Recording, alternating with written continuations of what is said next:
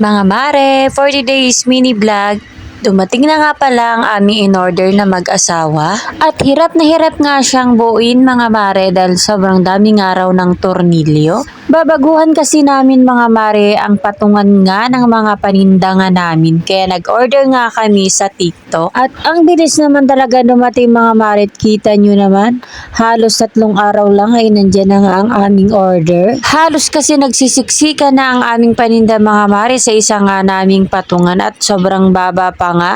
Kaya naghanap nga kami ng medyo mataas nga yung patungan. Kaya pala mga mare, hindi ako nasundo ng aking asawa dahil busy nga pala sa pag-assemble nga ng in-order nga naming patungan. At yung anak ko na nga lang mga mare ang nagsundo nga sa akin dahil sabi nga ng aking anak ay dumating na nga raw ang deliver nga namin na istante. At ayan na nga mga mare na busy na nga ang aking asawa kaya hindi na nga muna niya ako sinundo at ang aking anak na nga lang ang sumundo nga sa akin. At fast forward na nga mga mare, ayan na nga ang inassemble nga na lagayan ng aking asawa. Kita nyo naman, mas marami nga talagang malalagay kaysa nga sa dati naming pinapatungan. Hindi pa nga ako tapos magsalansan dyan mga marit, kagagaling ko nga rin talaga lang dyan sa trabaho. Pero ayan na nga rin talaga ang aking inasikaso para nga may ayos at maisalansan nga namin yung iba nga mga ilalagay.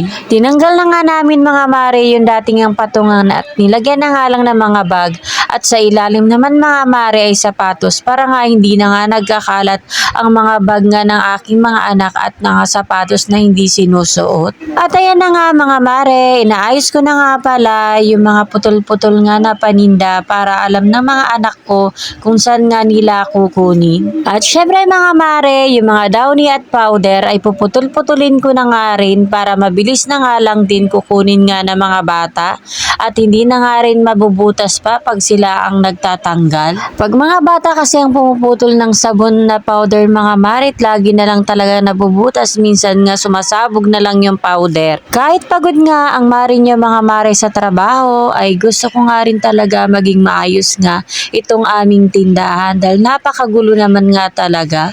Maganda rin naman mga mare yung istante nga naming nabili at medyo mataas siya at medyo malaki kaysa nga sa dati nga naming pinapatungan. At kita nyo naman mga mare, malawak na nga pinapatungan ko nga ng mga dilata. Minsan kasi mga mare, yung ibang dilata nga natatakpan na nga kasi sa dami nga nang nilalagay nga namin.